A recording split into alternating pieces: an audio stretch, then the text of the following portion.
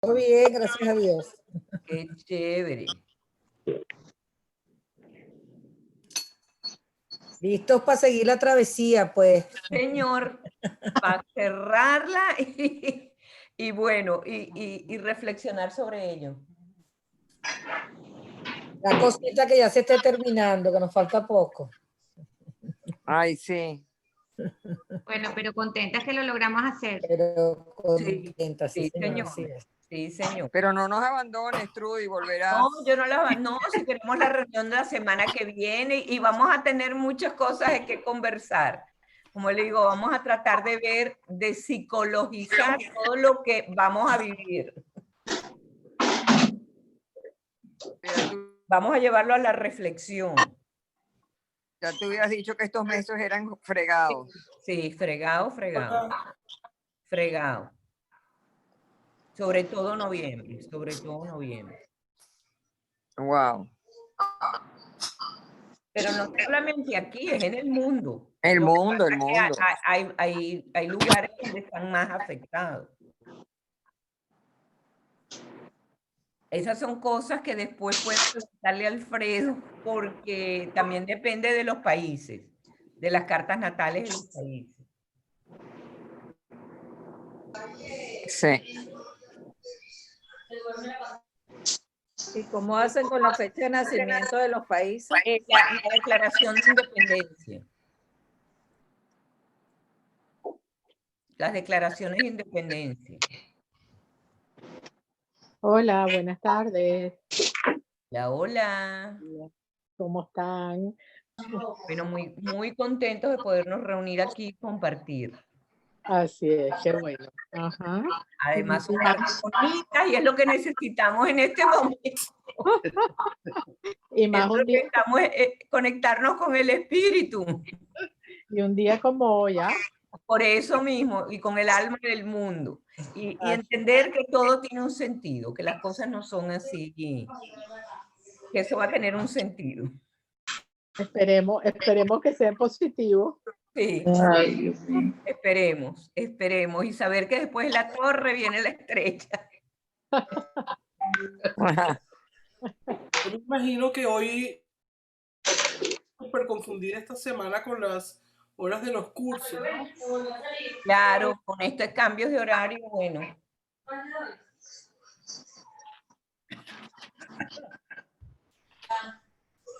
De todos los grupos, Valerie, te habrán hecho la misma pregunta. Todos los chats. Sí. Bueno, comenzamos, Trudy. Bueno, comencemos. Adelante. Aquí voy. Cerrar los micrófonos. Ajá, déjame prender. ¿Dónde está? No, vámonos para.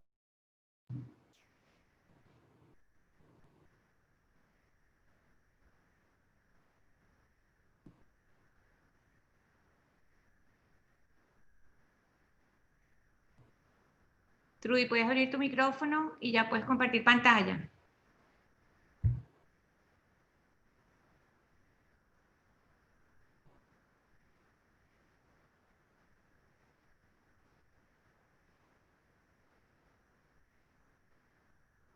Ya, listo. ¿Aquí? ¿Ya me escuchan? Sí, perfecto. Ok, es que lo tenía arrimadito el cuadrito aquí y no lo encontraba. Bueno, vamos hoy con las dos últimas cartas. Son unas cartas muy hermosas y muy compensatorias para lo que estamos viviendo en el mundo. Antes de empezar con el Sí, no tenemos la pantalla. Ajá. No estás compartiendo pantalla No todavía. estoy compartiendo pantalla. No. Oh, vale. A ver. Vamos arriba. Ya voy. Aquí. ¿Dónde? ¿Aquí ahora? No. No. Espérate que algo está pasando aquí. Ay. No pasa nada. No pasa nada. Espérate a ver qué es lo que. ¿Por qué no? Déjame escape y voy a poner a ver dónde puedo compartir la pantalla. Pero yo sí te veo en la pantalla. Yo Sí, pero no las imágenes, no las imágenes. No vemos la presentación. Espérate a ver déjame volverme a meter aquí. Es que no encuentro, Valerie, dime porque no sé, hoy se me perdió. Mercurio retrógrado. ¿Dónde? Abajo donde dice compartir pantalla, abajo. ¿Dónde? ¿Dónde lo ves? Métete en el. Abajo donde está chat y Ajá, participantes. déjame ver acá, déjame cerrar esto, Métete en el Zoom. meterme en el Zoom. Aquí. Ok, dice entrar a una reunión, ¿no? Ay, tranquilo. A ver, si pongo más Aquí grande, nomás. aquí, ahí, a ver, mostrar video, no. Algo está pasando. Compartir pantalla, ¿no? Pues, bueno. Debes tener abajo de la pantalla una cosa No, que dice no, share es que no me screen. sale, déjame ponerlo a ver. Ajá, Ahora sí, aquí. ahora aquí. Compartir. Ah, ok, ya, listo. Es Ok. que estaba tan disminuido que no, Aquí, tienen aquí aquí, nada más, compartir aquí. pantalla. ¿Ya lo tienen? Ahora A sí. ver. Ahora sí. Y ahora sí. Ajá, Ahora ok, pon- ok, es que te había reducido tanto el cuadrito que yo mismo no lo encontraba. Ok, perfecto. Bueno, antes de comenzar el juicio, quería recapitular un breve paseo entre, bueno, varios de los estadios más importantes, de la carta más importante, para entender cómo llegamos al juicio. Tenemos que saber que nuestra conciencia nace a partir de un estado diferenciado y que se necesita desarrollar. Es la conciencia de un niño, es la conciencia del loco que inicia el viaje en la vida, pero que todavía está en un estado muy indiferenciado. Pero particularmente a partir de la adolescencia, tiene que desarrollar una identidad personal, el yo, el ego. Eso lo vimos con la carta del carro. Es importante que pasemos por una etapa heroica para poder fortalecer nuestro ego. El yo soy, el yo puedo, el yo tengo.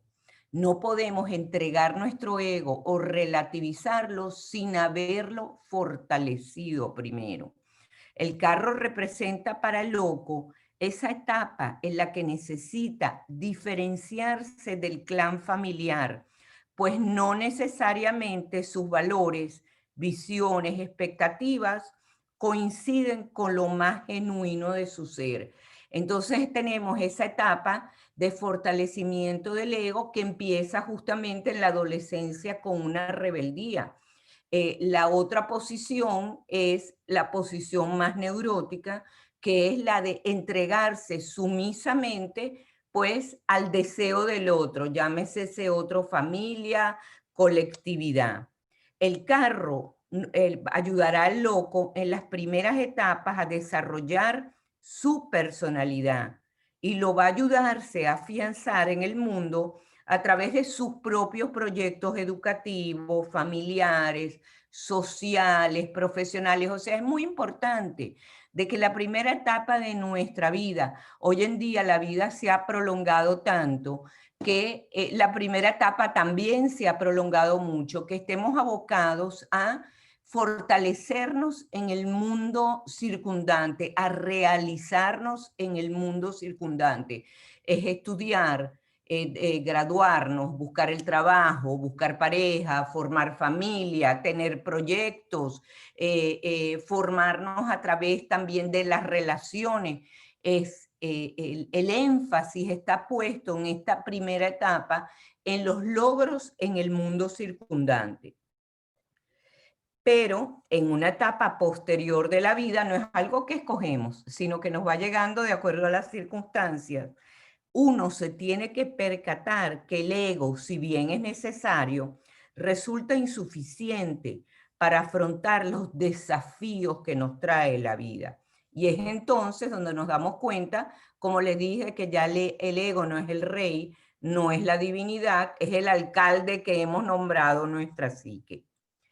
El loco necesita hallar un sentido que va más allá de los logros mundanos y para ello requiere rescatar el alma, que es portadora de su esencia, que se encuentra aprisionada en las profundidades del inconsciente. Como también les dije, el inconsciente no es un lugar topográfico, simplemente hablamos de la metáfora de arriba, de abajo, de lado, tendemos a decirle un descenso al inframundo, pero no es un lugar existente, es justamente entender de qué es otro sustrato, otro estrato. El colgado, junto con la muerte, le va a proveer al loco las energías que convocan a realizar el descenso necesario para rescatar el alma. La templanza le ha dado el auxilio para transitar los sombríos y lóbregos senderos. En la templanza vamos anclándonos en ambos mundos y saber y vamos trasvasando la energía de los ámbitos conscientes e inconscientes, pero tenemos que aprender a reconocerlos y a equilibrarlos. La torre ha destruido las falsas y constrictivas creencias, actitudes y valores. Además, ha situado a nuestro héroe, el loco, en el terreno de lo humano, demasiado humano, no la ibris, para ibris némesis. Así el loco pudo ser capaz de confrontar nuevamente los factores inconscientes simbolizados por la luna con un mayor grado evolutivo. El sol, déjame pasarle la imagen de los arcanos, el sol, al arribar el sol le confirió la luz para discriminar e integrar los contenidos inconscientes desde un fértil amanecer. Llegado el sol, el loco se toma conciencia de su destino. Ya cuando llegamos al juicio, el alma ha sido restaurada y se repone la unidad del ser humano. Somos cuerpo, alma y espíritu. El individuo conoce que ya no es el amo de su propia casa y reconoce como tal a una entidad superior que Jung denominó el sí mismo, el arquetipo de la totalidad, es la imago de Dios, son fuerzas transpersonales, es algo que nos trasciende a nosotros como individuos. Llegado a este punto, el loco se conecta con lo eterno, con lo transpersonal, se espiritualiza. Mientras no existía la diferenciación, su alma se comportaba como una personalidad autónoma. Ahora el loco está en conexión con su alma, que es su esencia, y se espiritualiza y se conecta con algo más grande que él, que ha sido llamado desde muchas perspectivas, con muchos nombres que vamos a ir viendo. El viaje arquetipal en busca de los últimos estadios ha sido doloroso pero imprescindible. O sea, no hay manera de librarnos del dolor. No hay manera que más quisiéramos nosotros que no pasar por los aspectos oscuros de nuestra vida, por no pasar por las pérdidas, por los sufrimientos, por las enfermedades. Pero no hay manera de ahorrarlo. Lo que tenemos que hacer, y justamente el viaje, es encontrarle un sentido. Y a veces mucho de esto responde justamente a nosotros no conocer nuestro destino. Y ese destino entonces se vuelve como ocurre afuera, y nosotros si no lo entendemos o no lo entendemos como un aspecto que tenemos que ir conociendo, se nos va a presentar justamente desde las formas más oscuras como la torre. El viaje arquetipal en los últimos estadios es lo que Nietzsche decía: comienza la vida, comienza la tragedia. A pesar de eso, Nietzsche no asumía una actitud derrotista. Al contrario, él agregaba: hay que decirle sí a la vida y amar nuestro destino. Eso es lo que él llamó amor fati. Y Jung, siguiendo a Nietzsche, decía: el hombre sin amor fati es el neurótico. O sea, tenemos que llegar a un punto de decir y aceptar que no podemos ser otra cosa que lo que nosotros somos, que ese es nuestro destino, que nosotros lo asumimos, que aprendemos a jugar con las cartas que nos repartieron y tratar de sacar los mejores partidos a pesar de los obstáculos que son inherentes a la vida. La redención por la gracia divina no es un derecho ganado de antemano. Debe ser obtenida mediante un esfuerzo constante. El hombre capaz de alcanzar este estado tan elevado de autorrealización cesa de ser meramente un juguete de la suerte o de la fortuna. Adquiere su identidad y con ello la conciencia de su destino. Y dice Jung, cuando yo experimento esta divinidad dentro de mí, cuando yo me siento conectado a algo más grande que mi individualidad, algo más grande que yo mismo, significa que uno siempre es consciente de su propia identidad. Entonces uno sabe que nunca podrá ser otra cosa que lo que es, que nunca se perderá a sí mismo y que nunca puede ser separado de esta divinidad que nos habita. Y eso porque uno sabe que este arquetipo de la totalidad es indestructible, es lo eterno dentro de nosotros, que es siempre uno y el mismo, y que no puede ser disuelto ni cambiado por otra cosa. El sí mismo, este arquetipo divino, capacita al individuo a permanecer siendo el mismo en todas las condiciones de nuestra vida. O sea, nosotros llegamos a contactarnos con quienes somos, con nuestra esencia, y nuestra esencia ya no se deja manejar como una hoja al viento, dependiendo de los elogios o el reconocimiento de los demás, ni tampoco de la crítica. No es que nos hallamos más allá del bien y el mal, sino que nos hallamos centrados. Como les hablé la vez pasada, de las críticas nosotros tomamos y aprendemos aquellos que nos parece válido, y de los elogios los aceptamos humildemente sin dejarnos inflar por ellos. Arribar a la elevación del juicio implica no posar más la mirada sobre nuestro estrecho pasado individual. La espiritualidad, que es una propiedad intrínseca de nosotros, de cada ser humano, nos libera de los problemas inherentes a nuestro pasado biográfico. Nosotros somos mucho más que nuestro pasado biográfico. Nosotros somos mucho más que individuos, y a eso vamos con la Carta del Mundo. Es necesario, como lo vimos en la Carta del Sol, un cierto olvido nacido de la inocencia del niño. El espíritu del niño no es reactivo, no construye la identidad mediante un acto de resistencia, lo construye partiendo de lo que es auténtico, de su espontaneidad. Solo así las situaciones y eventos dolorosos del pasado dejan de tener en el nuevo presente un efecto arrollador. Aprendemos a sentir una paz bélica, una herida dulce, un suave mal, como lo diría el poeta inglés John Gower. Recordando a Neruda en su poema 20, podríamos decir que cuando arribamos al juicio, nosotros los de entonces ya no somos los mismos.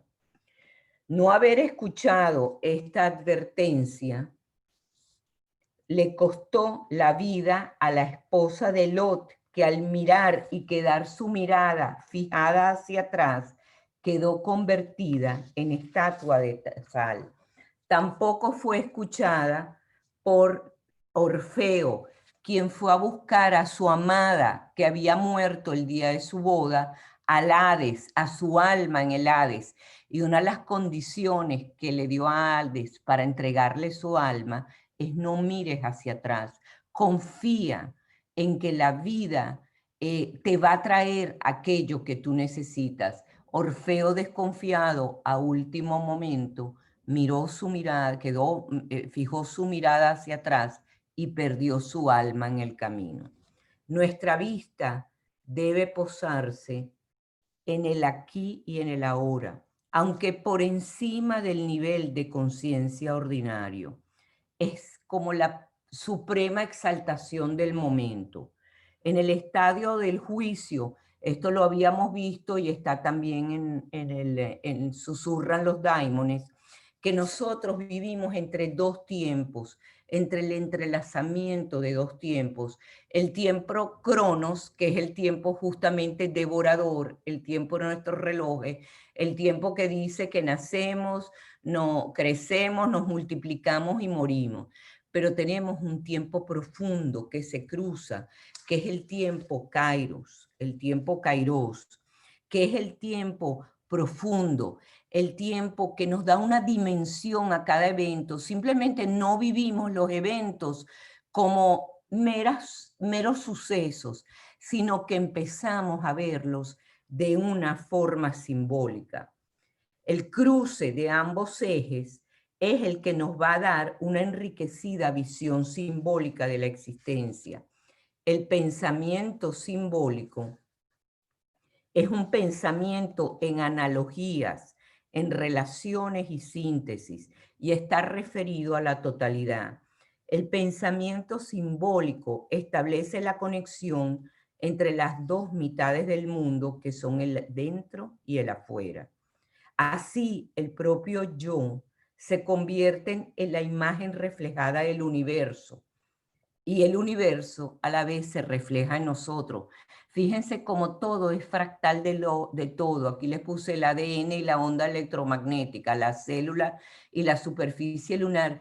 Todos somos espejos. Como es arriba es abajo, como es abajo es arriba. Nosotros somos los individuos fractales. Fractales son estructuras básicas que se repiten en diferentes escalas. O sea, en nosotros existe la divinidad, y la divinidad o la espiritualidad, o como quieran llamarlo, ha sido llamado por muchos nombres, yo prefiero llamarlo el misterio para disociarlo de los dogmas, también necesita de nosotros para revelarse. La incorporación del sentido femenino del tiempo, Kairos, le va a permitir al loco vivir inmerso en la profundidad de cada una de estas experiencias.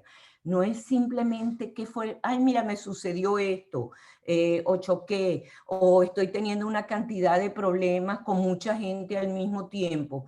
No, no es qué mala suerte, o la vida siempre me echa esta broma. No, ¿qué quiere decir esto? ¿Para qué me está sucediendo eso? Eso es el pensamiento simbólico. ¿Para qué estoy viviendo esto? ¿Qué me están diciendo estas imágenes que me están llegando o estos eventos por lo que estoy pasando? ¿Qué necesito aprender de eso? Y así, esta cosa que vivimos como mala suerte, como jugaretas del destino, como una sucesión de eventos sin sentido, la vamos a ir insertando a través del pensamiento simbólico en algo que tiene un significado espiritual muy penetrante. El juicio, como lo sugiere la imagen, aquí tenemos el macrocosmos, es igual al microcosmos, es una carta de balance, de ajuste de cuentas. También nos brinda la oportunidad de una segunda existencia. Es el llamado a evaluar reflexivamente nuestra vida para generar una actitud afirmativa o por el contrario de rechazo. Yo no la quiero seguir viviendo como la he estado viviendo. Tengo la oportunidad en cada etapa de mi vida de volvérmela a reformular. En este último caso se abre la posibilidad de enmienda y reconducción. Y nunca es tarde para recomenzar. Yo he tenido pacientes de verdad que ya están en la tercera edad, por encima de los 60, 65 y 70 años, que han hecho unos giros importantísimos en su vida y han podido darle voz a su propio, tomar decisiones de tal manera de vivir su vida con su propia voz y de una manera más auténtica. Nunca es tarde para hacerlo. El juicio es la regeneración de la psique o la recuperación del alma después de haber superado la muerte. El proceso mediante el cual ahora la energía que estaba buscando el alma dentro de nosotros, que estaba en el inconsciente, vuelve a estar a la disposición, surge desde nuestras profundidades y está nuevamente a nuestra disposición. Si la libido tiene éxito en liberarse del mundo inferior, dice Jung, y lucha y llega al mundo superior, entonces sucede el milagro, pues este descenso a los mundos inferiores la rejuvenece. Hay contenidos en este viaje interior, en este viaje de revaluarnos, en este viaje de pensamiento simbólico. Podemos reinventarnos porque actualizamos potencialidades que no sabíamos que teníamos, sueños que estaban enterrados por mucho tiempo, y además hemos podido liberarnos de aquello, y reconocer y liberarnos de aquello que obstruye nuestro propio crecimiento o es causa de nuestra infelicidad. Jung mostró un particular interés por el renacimiento psicológico, y él lo describe de la siguiente manera. La naturaleza misma exige una muerte y un renacimiento. Los procesos de transformación naturales se anuncian sobre todo a través de los sueños, la transformación interna y el renacimiento en otra persona. Ese otro ser es la otra persona que estaba dentro de nosotros y no la habíamos dejado ser, que es la personalidad mayor, la que ha madurado dentro de nosotros, a quien conocemos como nuestro amigo del alma. Nuestra relación con nuestro amigo interno del alma revela el deseo que tiene la misma naturaleza de transformarnos en ese amigo, en esa alma que es mayor, en esa psique que es más desarrollada. Jung estimula la capacidad para escuchar a ese amigo del alma. Y él dice, no necesitas estar loco para escuchar esa voz interna. Tú puedes describir la conversación con él como una simple asociación, o hablar con uno mismo, o como una meditación en el sentido utilizado por los antiguos alquimistas, quienes se referían a su interlocutor como ese otro dentro de mí. Hay ese otro que quieren hacer, ese otro que es más grande de lo que yo he conocido hasta llegar a la carta del juicio. El juicio permite que nazca, que tenga una segunda oportunidad de vida. Aliarse a ese amigo supone darnos la oportunidad de un renacimiento, una personalidad más elevada, encarnación de esa persona más grande dentro de nosotros. Un símbolo muy apropiado para reflejar este proceso es el de renacimiento, es la muerte de la legendaria ave fénix. Luego de preparar su propia pira funeraria, en la cual será consumida, renace fresca y rejuvenecida hacia una fuente de luz, el sol. Tal experiencia involucra la muerte de las viejas formas que ya no nos sirven, o que son inoperantes, o que son elecciones o formas de ser que tuvieron un sentido en un momento de su vida, pero no lo tienen en el momento que nos encontramos actualmente. A partir de las cenizas, nacemos como el ave fénix, rejuvenecidos. Hablando brevemente de la imagen del juicio, lo tienen descrito en el libro. La carta nos muestra unas figuras humanas emergiendo de sus tumbas al llamado del ángel. Las figuras aparecen desnudas, simbolizan el triunfo de la espiritualidad sobre el materialismo mundano, la victoria del espíritu sobre la materia. Sin embargo, y esto es bien importante, porque nosotros no somos orientales ni podemos adherirnos a técnicas orientales como la meditación, pero nosotros no nos vamos a despegar del cuerpo. Nosotros no tenemos que renunciar a el aquí y el ahora y a considerarnos como seres de carne y hueso. La materia no debe ser tratada como un enemigo a destruir, más bien como una sustancia que debe ser trabajada. La materia aprisiona al espíritu, no para retenerlo indefinidamente, sino para obligarlo a realizar un esfuerzo para liberarse. No hay que olvidar que el cuerpo es el vehículo de lo trascendente. Esto lo tiene muy claro sobre todo la Cábala, cuando dice que la Shekinah está en Malhut, o sea, es en el mundo material donde encontramos la sabiduría divina. La trompeta anuncia la emergencia a una nueva vida. Ese instrumento asocia el cielo y la tierra en una celebración común. Ahora vamos a ver el ángel, cómo nos apareció 3 veces en nuestro viaje. En los amantes, donde no es visto de frente por las figuras humanas. En ese estadio actúa como una fuerza transpersonal que aún el ego no la conoce. En la templanza, el ángel se encuentra a un distante de la conciencia. Es una fuerza inconsciente fuera del alcance del conocimiento y de la voluntad del yo. Sin embargo, en el juicio, las figuras miran a ese mensajero cara a cara y oyen su mensaje. Eso indica que el ego llega a conocer ese arquetipo divino, lo espiritual, lo trascendente que nos habita. Surge así un nuevo orden simbolizado por la espiritualización del loco. Habiendo alcanzado la aptitud de la conciencia como resultado del descubrimiento de nuestra naturaleza real, a fin de asumirnos como una personalidad autónoma, ahora lo que continúa con el mundo es reconocernos como parte y expresión de un misterioso proceso que se haya inserto en la totalidad del cosmos.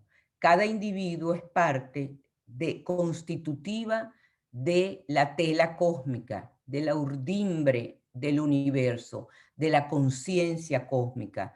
Nuestra misión excede nuestra biografía personal. Somos cada uno de nosotros vehículo la trascendente. Aquí vemos una imagen también de renovación como el ave fénix, la serpiente que muda la piel. Aquí tenemos justamente otra imagen de renacimiento. Y esta es la segunda oportunidad. Pero es segunda oportunidad si aprendimos las lecciones de las primeras, porque si no vamos a estar siempre repitiendo el ciclo neurótico y la rueda de la fortuna seguirá girando y girando incansablemente. Y ahora comenzamos pues con el final. A mí me encanta, yo siempre uso esa imagen, unos la conocerán que ella la ha utilizado, porque me parece que ella como artista visionaria logró captar ese mundo unitario, esa interconexión que existe.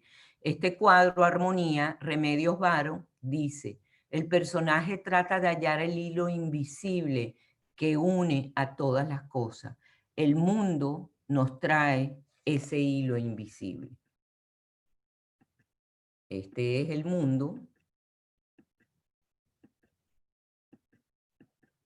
O sea, ha sido llamado de tantas maneras: Sartori, experiencia cósmica, estado de gracia, experiencia cumbre, unos mundos, Tao. Mira la cantidad de nombres que se le ha dado a ese encuentro con lo espiritual, a ese encuentro con lo trascendente. El Tai Chi, la conciencia Aleph en la Cábala, es el Tikkun Olam, la psicología transpersonal, conciencia universal, visión holográfica, paradigma cuántico. O sea, lo hemos abordado desde muchísimos lugares.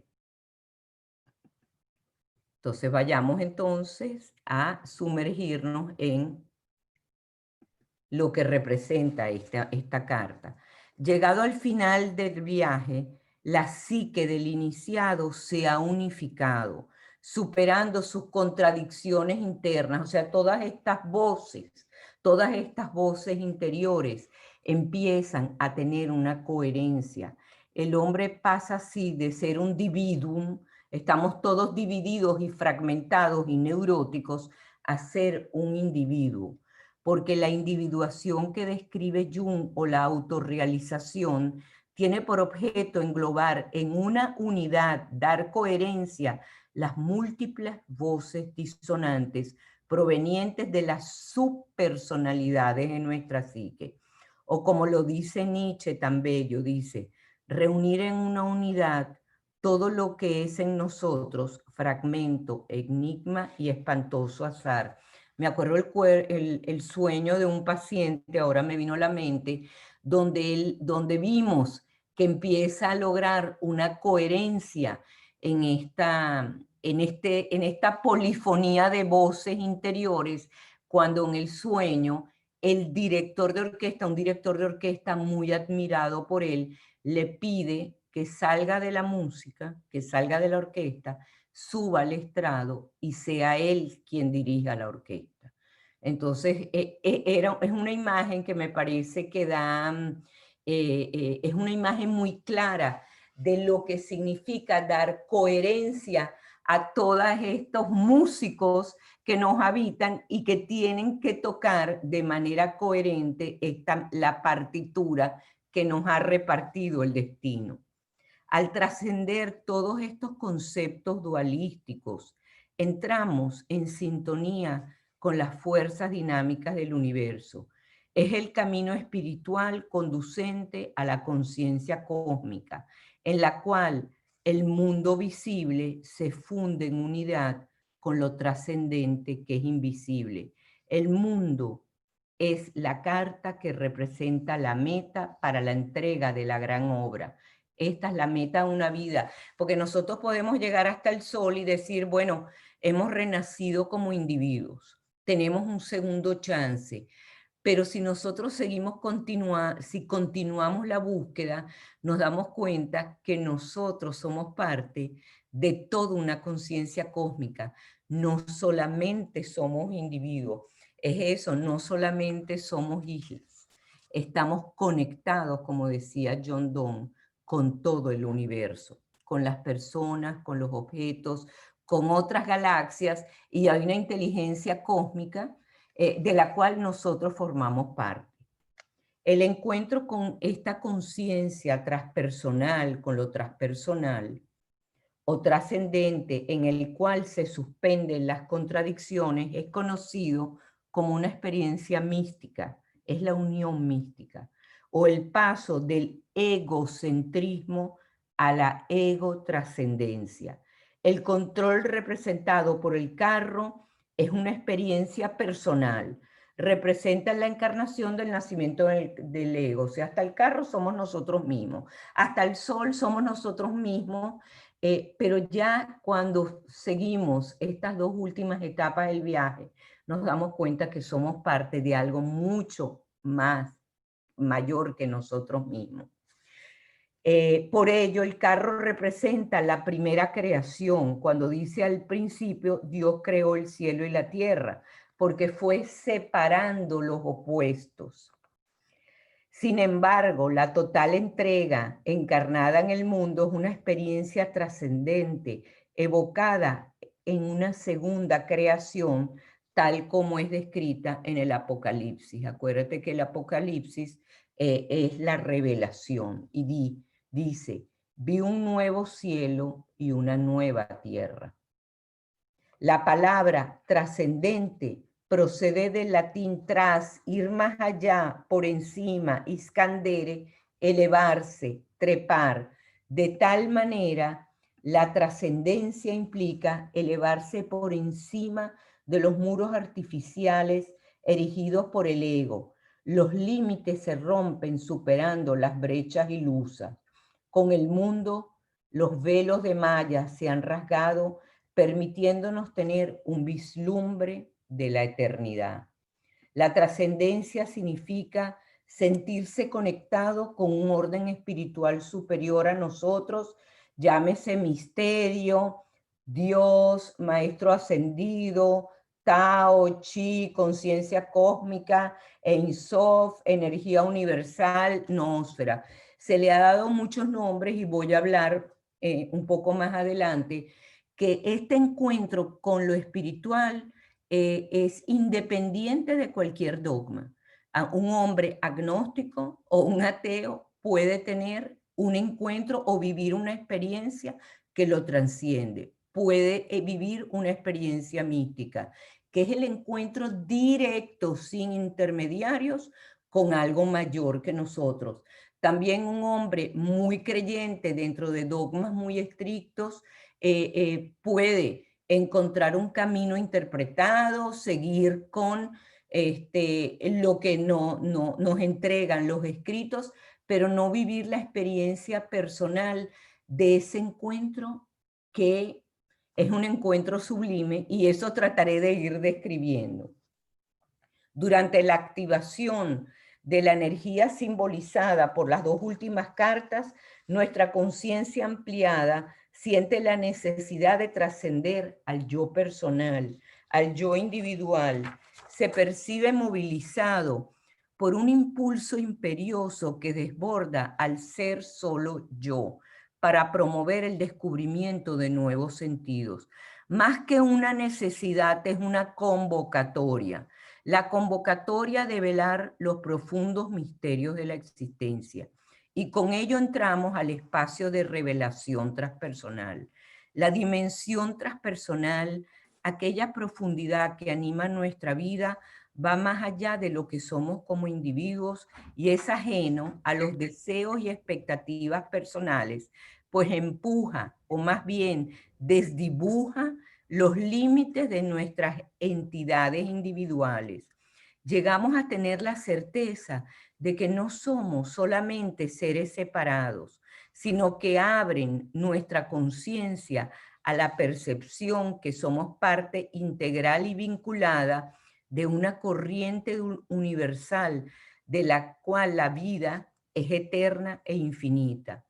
Entramos a formar parte, nos sabemos y nos conocemos de una urdimbre del universo del cual somos cada uno de nosotros parte de ella y estamos todos interconectados. Ya los otros no son algo externo a mí. Se levanta el velo para dejar al descubierto la ilusión de separatividad. Con el mundo entramos a recorrer el tramo transpersonal del despliegue o del viaje de la conciencia, aquel que nos conecta con el sustrato más profundo y creativo del universo. Es muy difícil explicarlo en palabras, es muy difícil y por eso he traído muchas imágenes para tratar de transmitirlo. Desde los fundamentos de nuestro ser, estamos conectados indefectiblemente entre todos nosotros y con el mundo a través de una matriz relacional, la Matrix, justamente la Matrix, que es un equivalente como a un iCloud, pero un iCloud mucho mayor, que conecta pues galaxias, universos, que es un mar pulsante de energía, un vasto campo cuántico en el que todo lo existente está interconectado. Es como cuando nosotros llegamos a esta carta, es como si nosotros abriéramos el ancho de banda y recibimos muchísima más información, porque todo lo que está en esa matriz colectiva es información. Esa información, sobre todo, y los primeros que lo captan, son los visionarios. Esos visionarios pueden ser científicos, políticos, artistas, están recibiendo una información que trasciende su biografía. Es una información que viene justamente de estas conexiones misteriosas. En la Cábala dice que uno amplía el cli, el receptáculo, para recibir esta información que lo denominan Or, las luces. El universo está interconectado y de una forma que está fuera del espacio y del tiempo. Sobre esta concepción se sustentan muchas cosmovisiones religiosas, espirituales, filosóficas, biológicas, psicológicas, sociales. Y como les dije, se les ha dado muchísimos nombres. Los Vedas, la red de las joyas de Indra, Anaximandro lo llamó Apeirón, la Mónada lo llamó Leipzig, Hermes el Kybalión, Anima Mundi, Unus Mundum, el Ein Sof lo llama la Cábala, los gnósticos lo llamaron Pleroma, los registros akáshicos Laszlo, orden implicado Bohm, inconsciente colectivo lo llamó Jung, o sea, tiene muchísimos nombres. La unidad cósmica o experiencia transpersonal, que es la aprehensión directa e inmediata de la realidad, ha sido descrita por Jung, por la mecánica cuántica y por los místicos cabalistas, alquimistas, gnósticos, chamanes y profetas. También se halla en la filosofía de la religión budista, hinduista, taoísta china y la zen japonesa. Los enfoques tanto orientales como occidentales concuerdan en un punto: la fuente de sabiduría reside en nuestra interioridad. Puesto que ya abordé la temática del universo unitario y participativo de una inteligencia cósmica universal desde la psicología junguiana y la mecánica cuántica, pueden ver el seminario que está colgado en YouTube, Susurran los Daimones, que es abordar esta conciencia cósmica desde la psicología junguiana y desde la mecánica cuántica.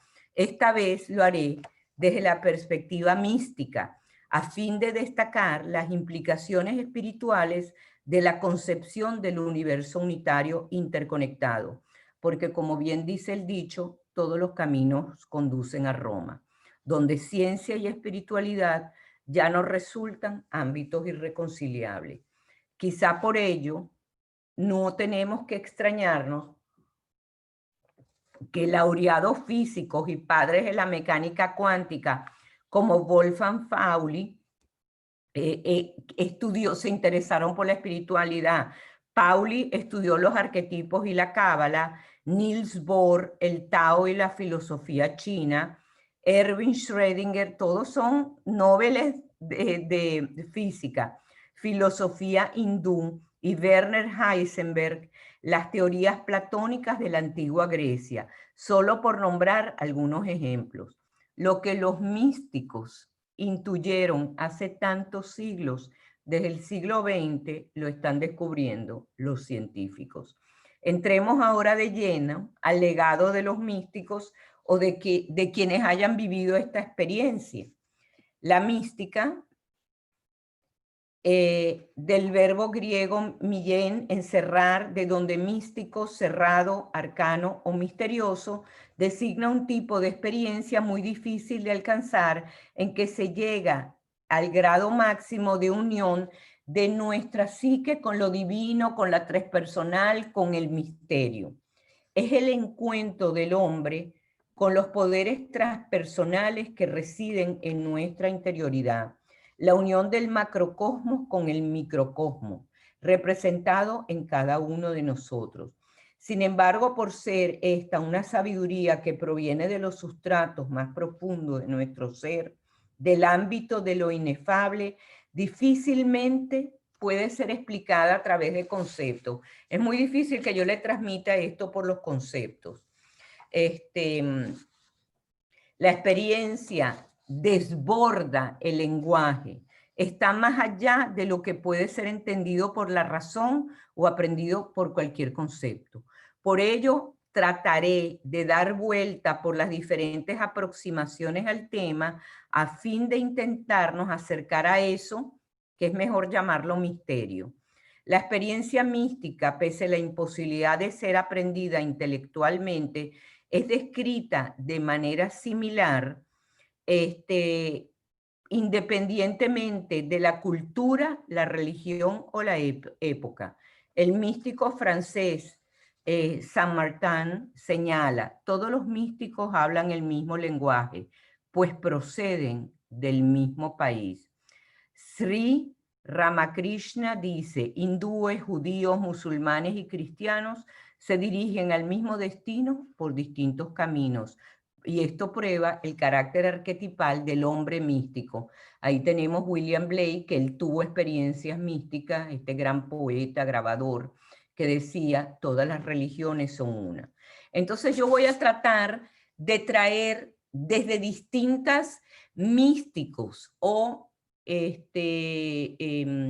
personas que hayan podido vivir una experiencia mística, porque no solo lo viven los iluminados, también podemos vivirlo los mortales, aunque sea ratitos, o en contadas ocasiones en nuestra vida, pero es inolvidable. Voy a traer lo que ellos nos revelan a través de sus experiencias, porque todos coinciden en los mismos puntos. Entre los aspectos comunes de la experiencia mística Está la conciencia de unidad, vamos a ir viéndolo uno por uno, trascendencia de tiempo y espacio, hay una conexión con la eternidad, un sentimiento de amor infinito, un sentido de lo sagrado, una transformación de la personalidad, cambios positivos en la actitud y visión del mundo, capacidad de sostener la paradoja, sentimientos de éxtasis y sentimientos de plenitud, donde ya no hay necesidad ni deseo. Y entonces, ¿qué es lo que nos dicen? Y yo voy tomando de distintos místicos, de distintas fuentes filosóficas y religiosas, y todos llegan a lo mismo. La conciencia de unidad, de que todos estamos interconectados, es la meta última del místico. Luego de haber alcanzado la conciencia cósmica, reconoce la unidad subyacente en la multiplicidad. Conseguida la unidad dentro de sí, la autotransparencia de la conciencia, también el mundo se le vuelve transparente. La aguzada percepción del místico atraviesa, como había mencionado, los velos de Maya, y la dualidad sabemos que es solo una ilusión. Eso no implica abandonar nuestra vivencia como individuos. Nosotros no tenemos que renunciar al cuerpo ni entrar a un nirvana. Nosotros podemos tener momentos de vivenciarnos como parte de algo más grande. Lo que tiene que disolver es la ilusión de que somos separados. Aquí le pongo algunas de las frases. Vemos del filósofo taoísta Chuang Tzu: el universo asoma la vida junto con nosotros, todas las cosas son una. El Zohar, el libro El esplendor de la Cábala, si uno contempla las cosas en meditación mística, todo se revela como uno. Entonces vemos que desde distintas visiones estamos llegando todos a las mismas conclusiones. Por estar esta sabiduría proveniente, déjenme ir un poco más para atrás para decirles esto, como proviene de los sustratos, como les dije, el ámbito del lenguaje, no podemos utilizar este lenguaje, el lenguaje común, y por eso estas imágenes que nos ofrecen aquellos que lo experimentaron nos proveen un vislumbre de esta unidad.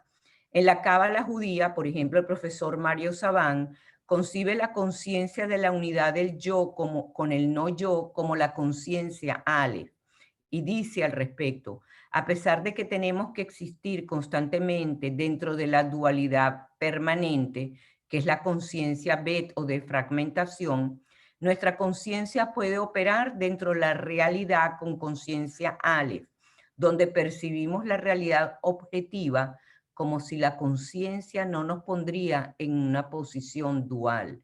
Los niveles más elevados en nuestra alma pueden operar en las máximas unificaciones posibles en dirección al Ein Sof, que es el infinito. En el budismo Zen es la experiencia Satori, o la conciencia de unidad, y lo dice un iluminado, describe lo siguiente: perdí los límites de mi cuerpo físico, poseía mi piel, por supuesto, no obstante sentía que yo estaba parado en el centro del cosmos. Vi venir gente hacia mí, pero todos eran iguales, todos eran yo mismo. Nunca había conocido un mundo igual.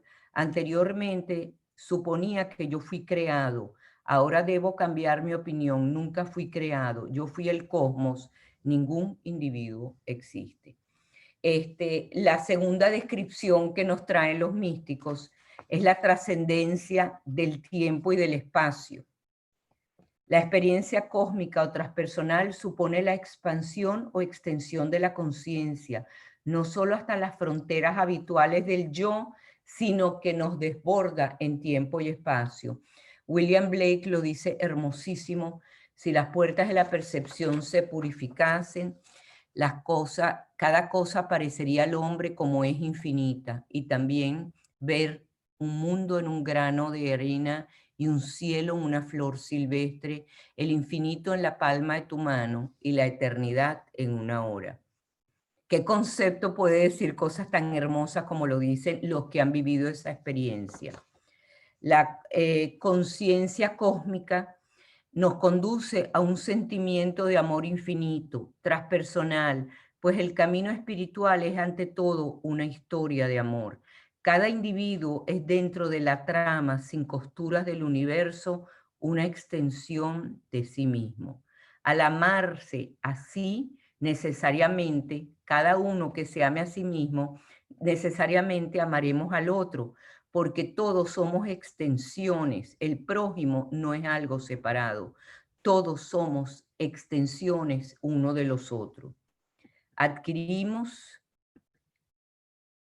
el sentido de lo sagrado. Nuestro ser se embarga de una energía infinita y sentimos la mano de Dios o del misterio o del Tao o de la energía suprema en la obra del mundo. O sea, sentimos cuando vemos la naturaleza, no a los hombres, porque ahí podemos ver muchos aspectos destructivos, pero si nosotros nos conectamos con lo que es la naturaleza y esa inteligencia y esa armonía y esa fractalidad que está presente, que somos fractales de cosas tan superiores, tenemos que decir que hay algo que nos supera, llámese como se llame.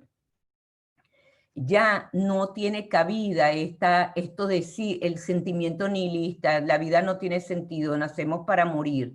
No, entendemos que hay un plan más grande o una inteligencia más grande que nos incluye como parte de su despliegue. Y dice un junguiano, Edward Edinger, para el hombre moderno el encuentro consciente con la psique arquetipal es equivalente al descubrimiento de lo divino con el inconsciente colectivo. Después de una experiencia así, siente que ya no está solo en su psique y toda su visión de mundo se altera. Una persona así es quien se encuentra comprometida con su propio proceso de autorrealización.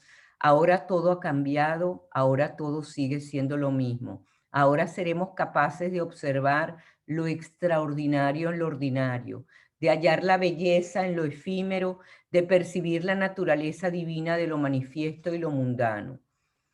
La otra es la transformación de la personalidad. El contenido luminoso, o sea, esto sagrado, dice Erich Neumann, posee una fascinación, una riqueza que va más allá del poder de aprehensión y comprensión de la conciencia, una carga de energía que nos excede. El encuentro con esto sagrado conduce siempre al trastorno de toda la personalidad y no solo de la conciencia. En cada confrontación del ego con esto que nos trasciende, surge una situación en la cual el ego se sale de sí mismo, cae o es arrancado de la concha de su conciencia y solamente puede retornar transformado. Existen cambios positivos en la visión del mundo. Hay un sentimiento de paz interior. La paz llega al interior de las almas de los hombres cuando comprenden su unidad con el universo y todos sus poderes, y cuando entienden que en el centro del universo habita el gran espíritu, y que este centro se halla realmente en todas partes, está dentro de cada uno de nosotros, lo dice Blackwell, el hombre sagrado y el medicine man de los indios Sioux. O sea, lo estamos viendo abordado desde tantas perspectivas y todos llegan a lo mismo. La capacidad de sostener la paradoja, ya la falsa imaginación enseña que cosas tales como la luz y la sombra, lo largo y lo corto, el blanco y el negro, son diferentes y deben ser diferenciadas, pero no son independientes la una de la otra. Solo son aspectos diferentes de la misma cosa. Son términos de relación, no de realidad. Sus condiciones de existencia no son de carácter mutuamente excluyente. En esencia, las cosas no son dos, son una. Entonces vamos viendo, como habíamos hablado, que nada existe con su contrario. Esto lo dice el Lankavatara Sutra budista Mahayana. Después tenemos los sentimientos de éxtasis. La esencia del hombre como juego solo podrá hallarse y determinarse si se enfoca al hombre en función de su apertura extática al mundo imperante. La palabra éxtasis deriva del griego ektasis, que significa embeleso, desplazamiento, desvarío. También existanai, cuyo significado es poner fuera de su lugar, desplazar, trastornar, perturbar el sentido de la mente, es decir, producir un desplazamiento a otro estado de conciencia, estar fuera de sí. Finalmente, el sentimiento de plenitud. No hay lugar para la necesidad y por ende no hay lugar para el deseo. Todo está presente en el instante infinito en el que estoy inmerso y todo es perfecto. Ahora, lo que me parece importante, y esta es la parte que quiero destacar, porque uno dice, esto lo viven los místicos y nosotros no somos místicos. Esta experiencia mística en el hombre común y corriente como somos nosotros, que no somos iluminados, puede ser una experiencia transitoria, pero sin embargo, si la llegamos a vivir, aunque sea por unos segundos, nos dejará marcas. Es como si hubiéramos visto, aunque sea por un segundo, esa eternidad, y esto es un recuerdo y una memoria y una piedra de toque a la que siempre volveremos. La permanencia en la vivencia unitaria, eso se le da a la Z. Nosotros no lo vivimos. La totalidad, dice Jung, es vivenciada solo por un momento, el momento que Fausto ha estado buscando toda su vida. Quien haya alcanzado el grado máximo de evolución o sabiduría se ha convertido en un ser trascendido. A nivel personal, la iluminación indica que se ha recorrido todos los puntos del alma y se ha superado el problema de la pluralidad. Quisiera entonces, y esto me parece importante ir finalizando con esto, la unidad cósmica no es una experiencia reservada, y esto lo quiero recalcar y lo voy a decir lentamente, reservada al místico, tampoco una experiencia exclusivamente religiosa en el sentido dogmático de la palabra. Todo hombre es susceptible de vivenciar lo trascendente. Erich Neumann, al estudiar el fenómeno místico, observó su posibilidad de realización tanto en el creyente como en el ateo, en el materialista y el idealista, en el extravertido y en el intravertido. Además, existen formas personales y transpersonales de experiencia mística. Las formas místicas poseen en común la intensidad de la experiencia, el ímpetu dinámico y revolucionario de un evento psicológico que saca al ego de su lugar. Yo estimo relevante destacar que el hombre promedio, la experiencia mística no es vivenciada por el camino de la ascesis, vía del místico. Sí puede serlo a través de la experiencia orgiástica, el éxtasis, en un momento de furor creativo o de inspiración. Todos podemos vivenciarlo a través de la intuición, una percepción inmediata de la realidad, en el rapto estético, cuando vemos obras que habíamos hablado del síndrome de Stendhal, que de alguna manera sentimos la presencia de algo que trasciende al ser humano que la realizó. En la danza, en la contemplación, en la meditación, en estados alterados de conciencia, a través de sueños, visiones o fantasías, o en la plenitud o sentimiento de fusión nacidos de la pasión amorosa, en las sincronicidades y en fenómenos paranormales. El hombre que ha logrado experimentar eso ya no va a buscar aturdirse en las 10.000 cosas del mundo, de lo mundano, de la materialidad, porque ya lo habrá encontrado en su interioridad. Eso no quiere decir que va a repudiar al mundo de aquí ahora, más bien lo va a abrazar con más fervor, porque el mundo que nosotros vemos es una manifestación de algo superior y maravilloso. Los nuevos paradigmas de la ciencia han desplazado los disfuncionales postulados de la mecánica cuántica y ahora la ciencia se acerca a la espiritualidad. Einstein impresionó al mundo con la teoría de la relatividad, pero en la que establecía que el tiempo y el espacio no constituyen entidades separadas, más bien forman parte de un todo, de un continuo. Y escribe esto que me parece que es muy hermoso. Un ser humano es parte, lo está escribiendo un científico, ya, un ser humano es parte de un todo llamado por nosotros universo, una parte limitada en el tiempo y el espacio. El individuo se experimenta a sí mismo, a sus pensamientos y a sus sentimientos como algo separado del resto, una especie de ilusión óptica de su conciencia. Esta ilusión es una especie de prisión para nosotros. Restringe nuestros deseos personales y sentimos cariño solo por unas cuantas personas a nuestro alrededor.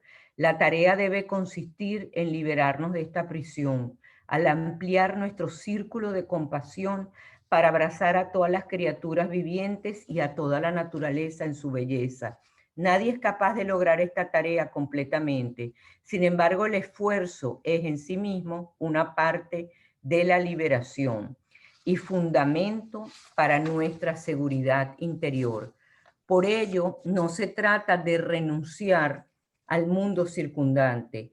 El mundo es justamente el escenario de nuestro destino individual. Por eso Jung dice, la individuación no nos cierra las puertas del mundo, sino que reúne el mundo para cada uno de nosotros. Quisiera pasarle estas imágenes. Es un poco de cómo nosotros vamos siendo intersecciones entre destino y libre albedrío, entre Kairos y Cronos, entre alma, cuerpo y espíritu, entre lo individual y lo transpersonal, entre el espíritu del mundo y el alma del mundo.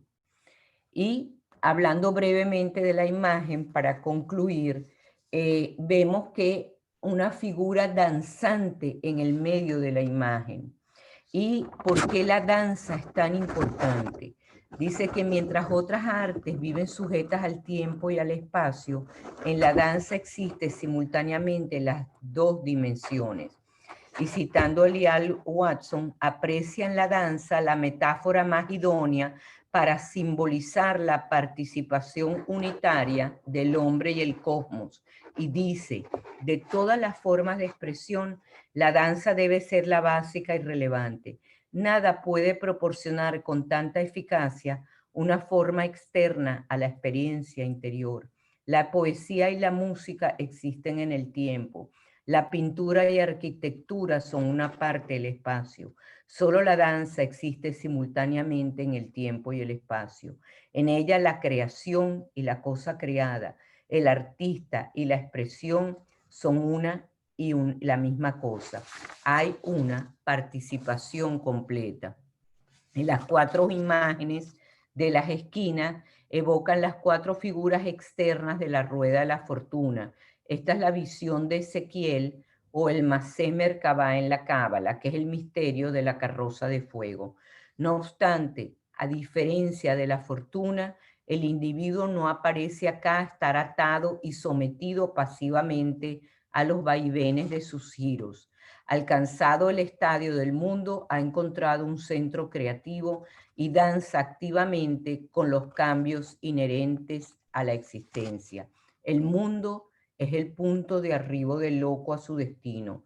Regreso al camino de partida. En mi principio está mi final, en palabras de T.S. Eliot.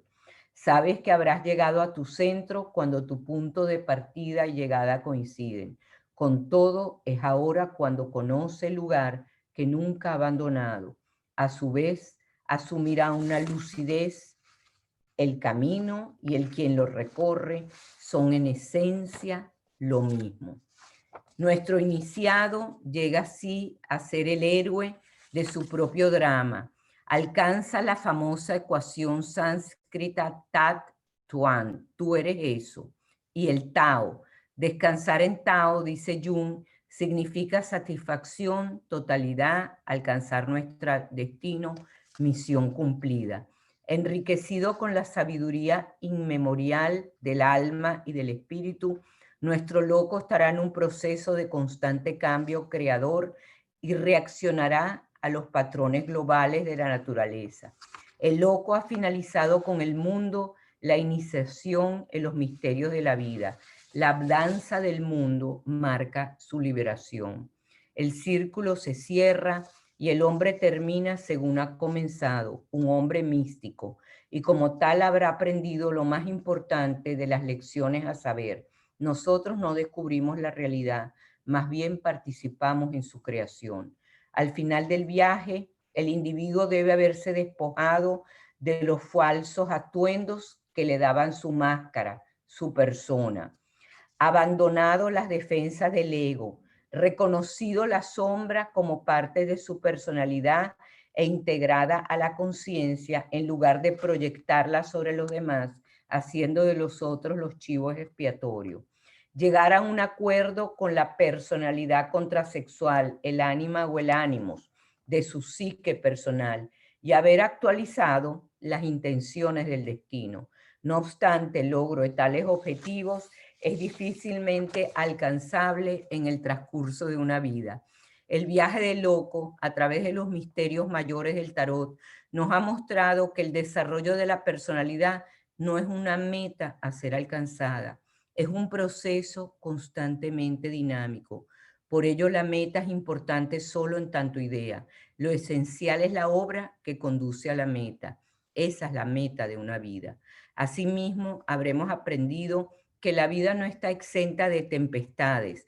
La redención total de los sufrimientos de este mundo es y ha de seguir siendo una ilusión.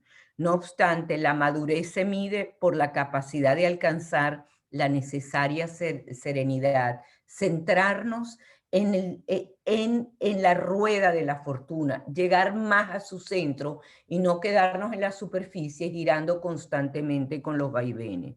Tenemos que aprender a mantener la calma y el equilibrio durante los ineludibles embates existenciales. También este viaje nos enseñó además la necesaria fe en las fuerzas transpersonales, en nuestra divina esencia. Tenemos que encontrar el sentido. Encontrando el sentido, podemos aceptar los sufrimientos. Y si hemos llegado al final del viaje,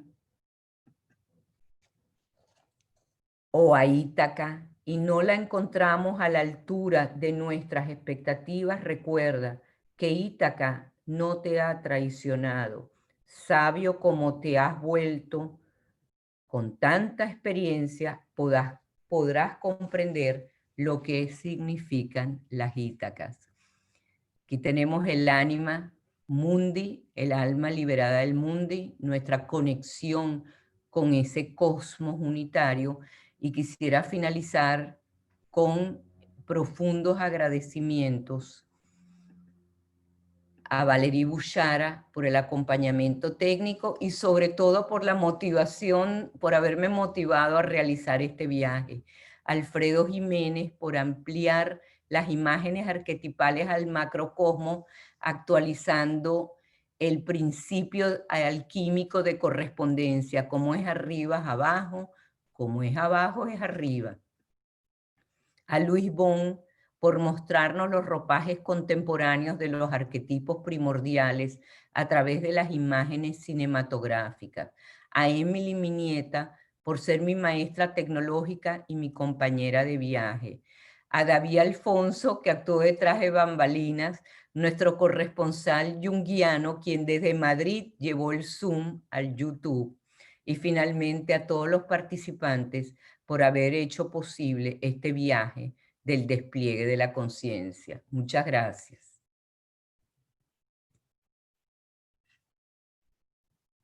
Alfredo, ¿estás allí? Sí, ahí está. Sí, doctora Trudy, ¿cómo está? Muy buenas noches. Muy buenas noches para todos. Ok, voy a empezar, digamos, a compartir la pantalla. Ya va que Trudy tiene que cerrar la suya. Ajá, okay. Tengo la mía. Ajá. Ya, ¿Quedó? ¿Está cerrada? Vale, ayúdame aquí. Ahora sí. Ya. Ajá, ok. ¿Pueden ver la presentación? Sí. Sí. Ok, bueno, muy buenas noches a todos y de nuevo muchísimas gracias, doctora Trudy, como siempre se lo he dicho, por la oportunidad y por esta gran enseñanza que hemos tenido en los últimos meses Igualmente, muchísimas gracias a Valerie, muchísimas gracias a Luis y muchísimas gracias a todos los participantes y todas las personas que de alguna forma contribuyeron para este magistral curso que nos ha ofrecido y dirigido la doctora Trudy Bendayan. Cuando estaba conversando con la doctora Trudy para hacer la presentación para esta última sesión, digamos, nos barajeamos varios escenarios y en concordancia llegamos al acuerdo en presentar algunas imágenes y alguna descripción de lo que es la era de Acuario. La era, digamos que estamos a punto de embarcarnos, está a punto de iniciar en este proceso del ciclo de la vida.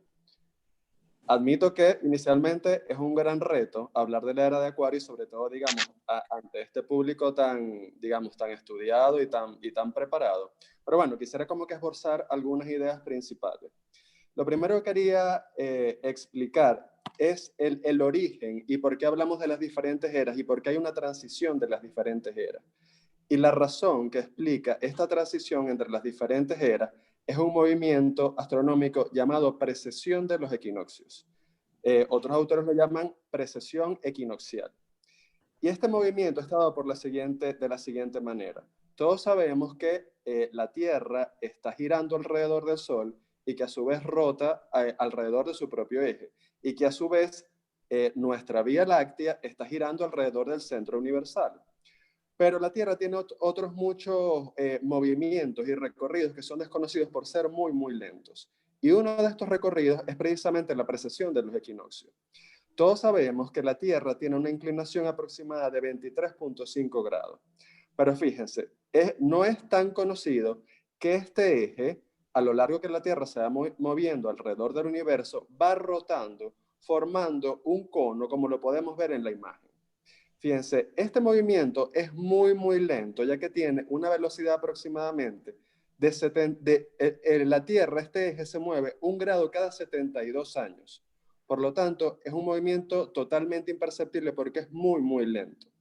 Pero este movimiento, digamos, al hacer el giro completo del cono completo, hace un recorrido. Este recorrido se hace en aproximadamente 25.776 años, que es lo que es llamado desde el punto de vista filosófico y desde el punto de vista astronómico como el año platónico.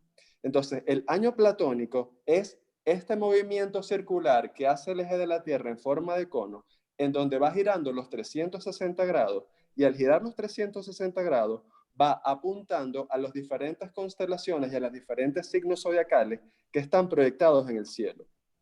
Entonces, en este movimiento que es contrario al movimiento de traslación de la Tierra, el eje de la Tierra sirve como una especie de antena que va apuntando, que se va moviendo muy lentamente y que va apuntando a los diferentes signos que están proyectados en el cielo.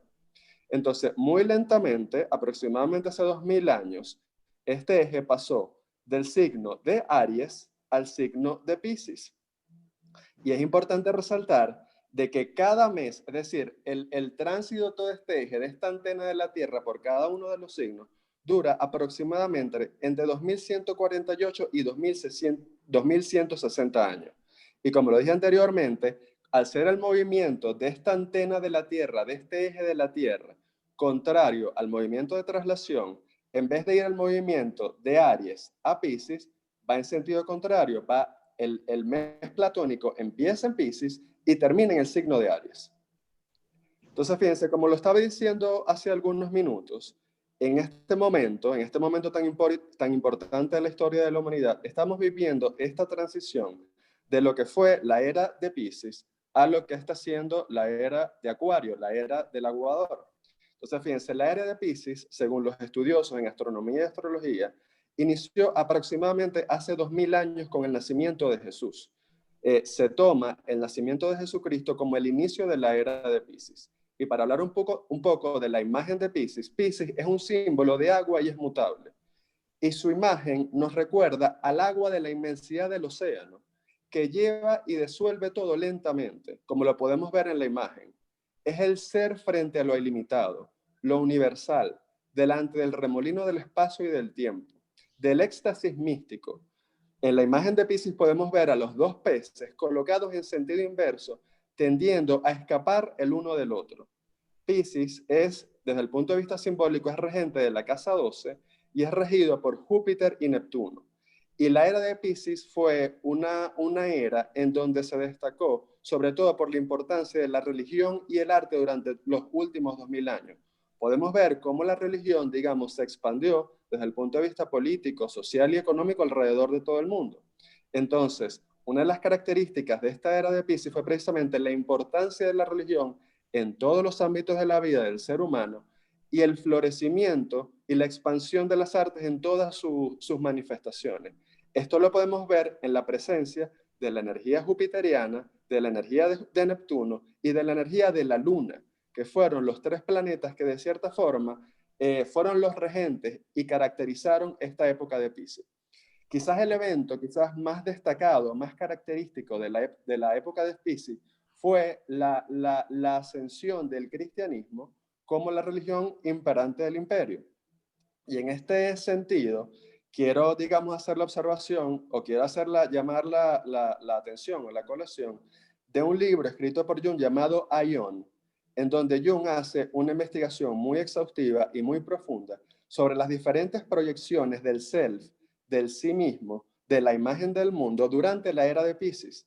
Y Jung llega a la conclusión de que el self colectivo como arquetipo, fue proyectado principalmente en la imagen de Jesucristo y en la imagen de los peces. Y es por esto que la imagen del pez es una imagen tan importante en la iconografía cristiana. Pero como lo dije anteriormente, en este momento de la historia de la humanidad, desde el punto de vista astrológico y astronómico, estamos muy lentamente marcando la transición entre la era de Piscis y lo que ha sido llamado la era de Acuario. Quizás los primeros eventos que pudimos ver que de cierta forma convulsionaron al mundo y que dieron como que un aviso del inicio de esta era de Acuario, podríamos verlo al inicio en los primeros años del siglo XX, relacionado con las primeras guerras mundiales, en donde de cierta forma la convulsión que vivió todo el mundo y sobre todo el mundo europeo y occidental está relacionado, digamos, con las convulsiones y las transformaciones y las revoluciones asociados a los cambios de era. Entonces, fíjense, como lo dijimos anteriormente, la era de Piscis empezó aproximadamente, o se data aproximadamente, del inicio del nacimiento de Jesucristo, hace aproximadamente 2000 años. Hay muchos astrónomos y astrólogos que han calculado diferentes fechas para el inicio de la era del aguador. Entre las muchas alternativas que han planteado los historiadores, voy a citar algunas. Algunos datan, como el doctor Serge Renoir de la Ferrière, data que la era de Piscis ya inició en el año de 1948. Hay otros historiadores que datan el inicio de la era de Acuario en el año de 1962. Otros afirman que todavía la era de Acuario no ha iniciado y que va a iniciar en el año 2080 o en el año 2658 o en el año 2638. Inclusive hay algunos astrólogos que afirman que los eventos que estamos viviendo en este momento con el tema de la pandemia, en el tema de la cuarentena, de cierta forma también nos está anunciando el inicio de esta venidera era del aguador. Pero entonces fíjense, para hablar un poco de la imagen de la era de Acuario, ya que como estudiante de psicología analítica prefiero, digamos, hablar en imágenes psicológicas y simbólicas, Acuario es un símbolo de aire y fijo. Y como lo podemos ver en la imagen, que me parece una iconografía muy representativa de la imagen de Acuario, Acuario está relacionado con el aire superior, con el aire puro, luminoso, sutil, sublime de las cimas, ratificado y acercándose al éter. En la imagen podemos ver a un sabio que vierte el agua de una urna sobre la tierra. Es el agua celeste y aérea del conocimiento, de la sabiduría que busca el servicio universal. Como lo dije anteriormente, Acuario, y sobre todo la era de Acuario, ha sido o será una era que será regida por las energías de Urano, de Saturno y de Mercurio.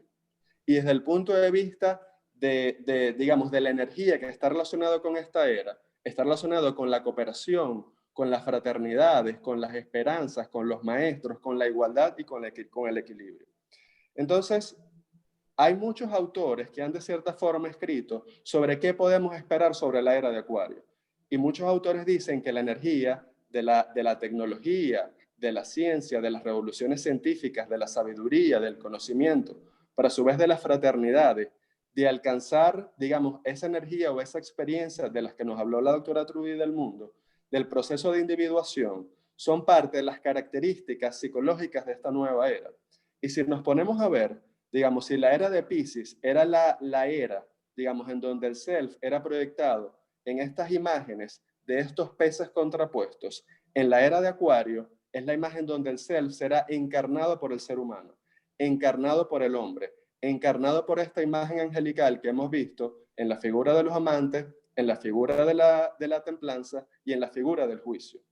Entonces, acerca de predecir exactamente qué va a suceder en la era de Acuario, obviamente es muy difícil porque es algo demasiado etéreo y demasiado abstracto.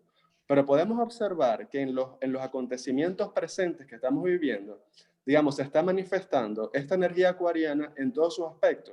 Se está manifestando este arquetipo acuariano. Podemos ver cómo con la energía saturnina, como ya lo habíamos hablado previamente con la energía saturnina, Saturno nos ha invitado al claustro, al recogimiento, a la reflexión, a reconectarnos sobre nosotros mismos, a la meditación, al insight a través de esa reflexión prolongada.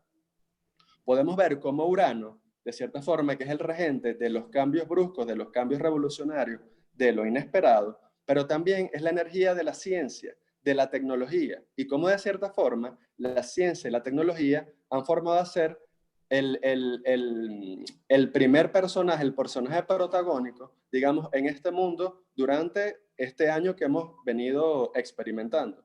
Y finalmente la energía de Mercurio, que Mercurio vendría a ser la comunicación como de Mercurio, aunque estamos aislados, Mercurio nos ha permitido comunicarnos y es la era de la hipercomunicación y de la hiperinformación. Entonces, bueno, espero que con esta breve descripción sobre las diferentes eras y sobre todo sobre el inicio de la era de Acuario, haya dado como una imagen de lo que, de los tiempos que estamos viviendo y de los tiempos que van a estar por venir. Muchísimas gracias.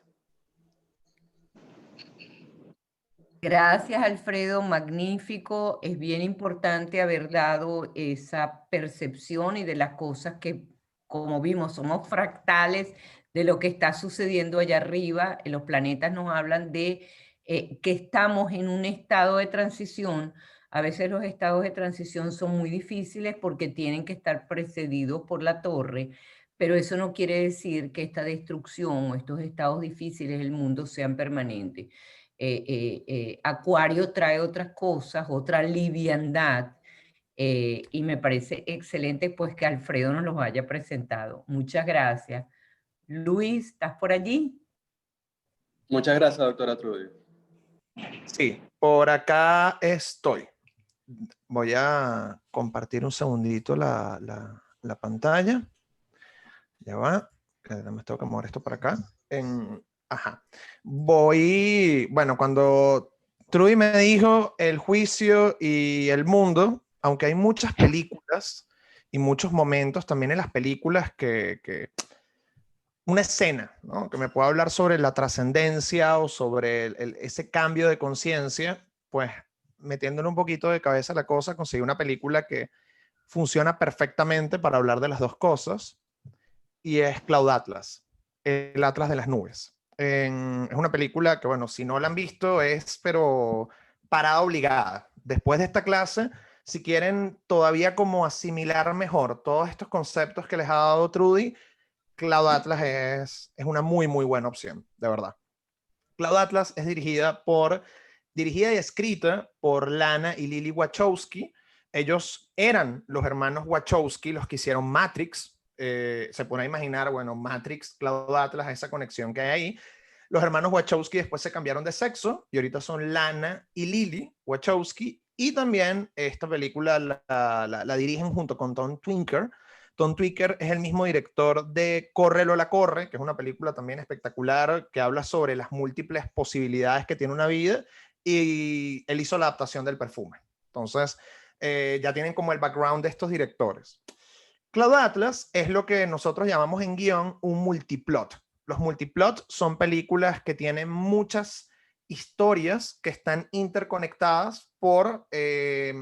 muchas veces los multiplots están interconectadas por un personaje o por una festividad o por algo como muy específico. Amores Perros, por ejemplo, se conecta por un choque, igual que Crash. Lo interesante de Cloud Atlas es que aquí nosotros vemos varias historias que se desarrollan a través de 5 siglos, permitiéndonos comprender cómo todos estamos conectados. De hecho, Cloud Atlas la van a conseguir por ahí como el Atlas de las nubes, pero también la van a conseguir como almas conectadas, porque precisamente en esta película podemos entender cómo algo que un personaje hace en 1800 y algo tiene relevancia en la vida de una persona en el año 2020. Lo vemos clarito, clarito, clarito. Entonces, vamos a también a ver el tránsito del alma, cómo todos nosotros formamos parte de un todo y la elección que hacen Las Wachowski y Tweaker es muy interesante porque todos los personajes que tenemos en estas 5 historias, en estas diferentes historias, son interpretados por los mismos actores, pero les van cambiando el rostro. Entonces tú puedes ver cómo, por ejemplo, en la primera historia Tom Hanks es un tipo completamente malo, en la segunda ya es como un poco más bueno, después vuelve a ser malo, y tú puedes ver como toda la evolución del alma y cómo, por ejemplo, algo que este personaje aparentemente malo hace al principio es importante para su evolución 100 años más adelante. Es una locura, no es una película fácil, se los digo una vez, pero vale la pena verla. ¿Qué podemos ver en ella del juicio final? Vamos a ver el arquetipo del renacimiento espiritual del hombre, porque es un proceso por el que pasan varios personajes en esta historia. La segunda oportunidad, además, es bellísimo porque hay personajes que, por ejemplo, en una historia no logran sus objetivos, pero 2, 3 siglos más adelante sí pueden hacerlo, porque, bueno, de alguna manera han luchado para la visión simbólica de la vida, el final de la prueba, la espiritualización, pero también vemos, que es lo que me parece bonito, el lado contrario, porque las fuerzas antagónicas que suelen tener los personajes en todas sus historias representan el materialismo exacerbado, la pérdida para poder reconfigurar una nueva vida, y así tú ves cómo hay almas que se elevan y otras que se quedan abajo. Aquí dejo un par de citas para hablar del juicio final. Esto es de un personaje que se llama Isaac, que lo hace Tom Hanks, es un científico de los años 60. El miedo y el amor son fuerzas a entender como la teoría de la relatividad y los principios de incertidumbre. Son fenómenos que determinan el rumbo de nuestra vida. Ayer mi vida iba en una dirección, hoy se dirige a otro. Ayer creí que nunca habría hecho lo que hice hoy. Estas fuerzas que a menudo rehacen el tiempo y el espacio, que pueden moldear y alterar lo que nos imaginamos, comienzan mucho antes de que nazcamos y continúan después de que perecemos. Nuestras vidas y nuestras elecciones, como las trayectorias cuánticas, se comprenden momento a momento. La película está llena de frases así hermosísimas y momentos también bellísimos. Otra, esta es la historia de un joven que está en contra de la esclavitud. Entonces, este tipo, que es un esclavista, le dice: hay un orden natural en este mundo y aquellos que intentan cambiarlo no les va bien. Este movimiento nunca sobrevivirá. Si se une a ellos, usted y toda su familia serán rechazados. En el mejor de los casos será un paria, a quien escupir y golpear. En el peor de los casos lo lincharán o crucificarán. ¿Y para qué? No importa lo que hagas, nunca llegará a ser más que una gota en un océano ilimitado. A lo que el personaje le responde: ¿qué es un océano sin una multitud de gotas? Ahí vemos el paso de el renacimiento de esta nueva conciencia y cómo alguien se queda pegado en la antigua conciencia. Ahora, del mundo. ¿Qué podemos ver del mundo en Cloud Atlas? Vamos a ver el arquetipo de la totalidad, vamos a ver la individuación, el unos mundos, la conciencia cuántica, la unión mística, la experiencia cósmica, la conciencia universal. Todos estos conceptos que son tan difíciles de poder entender, nosotros los vemos en el tránsito de todos los personajes, de todos. Tengo un par de citas y al final un video cortito de la película que me parece que además lo explica muy bien. Esto lo dice Somni: nuestras vidas no nos pertenecen. Desde el útero hasta la tumba estamos conectados unos a otros, pasado y presente. Y con cada crimen y cada acto de bondad creamos nuestro futuro. esto también lo dice Sommi, ser es ser percibido. Y así, conocerse a uno mismo solo es posible a través de los ojos del otro. La naturaleza de nuestra vida inmortal está en las consecuencias de nuestras palabras y hechos que continúan distribuyéndose a lo largo de todo el tiempo. Es una belleza, es una maravilla. Aquí les dejo un pedacito cortito que siento que además es como un momento muy... Si tuviese que elegir una escena mundo, pudiese ser esta. Sixsmith.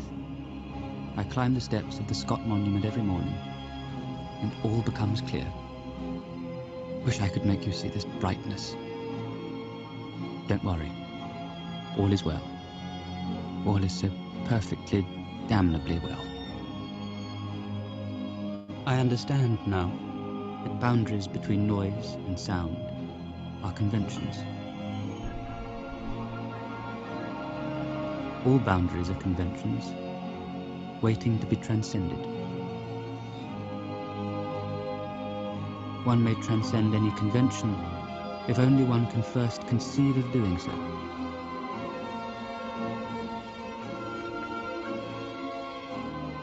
Moments like this, I can feel your heart beating as clearly as I feel my own.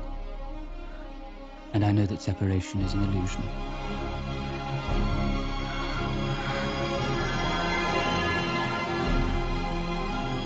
My life extends far beyond the limitations of me.